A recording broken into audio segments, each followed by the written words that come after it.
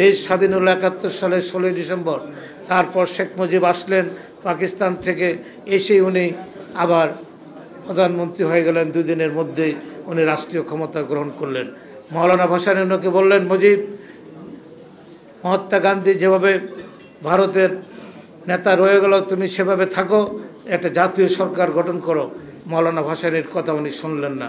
উনি আওয়ামী লীগের একদলীয় সরকার গঠন করে রাষ্ট্রীয় ক্ষমতা আসলেন এবং কি করলেন, এই ৩.৫ বছরে ৪৫,০০০ দেশপ্রেমিক নেতা কর্মীকে উনি হত্যা করলেন এবং ভারতীয় বিএসএফের আদলে জলপাই রঙের ড্রেসে রক্ষী বাহিনী সৃষ্টি করে, আর যেই সেনাবাহিনী এদের স্বাধীন করেছে সেই সেনাবাহিনীকে পদান্বিত করে রক্ষী বাহিনীকে ইন্ডেমিনিটি দিয়ে মানুষ হত্যা করার, গ্রেপ্তার করার লাইসেন্স দিয়েছিলেন শেখ মুজিবুর রহমান।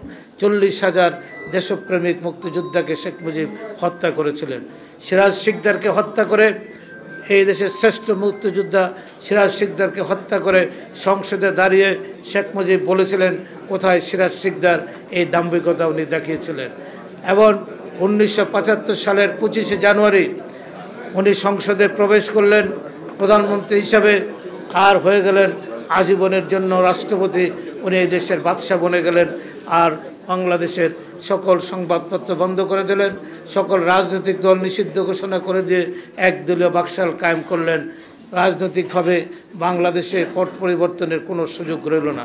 হত্যাযজ্ঞ, অহযোগ এবং ৭৪-এর দুর্ভিক্ষ, এদেশে ১৫ লক্ষ মানুষ মৃত্যুর মুখে নিপতিত হয়েছিল। বাসন্তীর সেই ঐতিহাসিক ছবি ইত্তেফাকে জাল দিয়ে লজ্জা নিবারণের চেষ্টা, এটা আমাদের চোখের সামনে এখনও ভাসে। মানুষ এবং কুকুর ডাস্টবিনের উচ্ছিষ্ট নিয়ে কারাকারি করতে আমরা দেখেছি। মানুষ কাফনের কাপড়ে কলাপাতা দিয়ে দাফন করতে দেখেছি।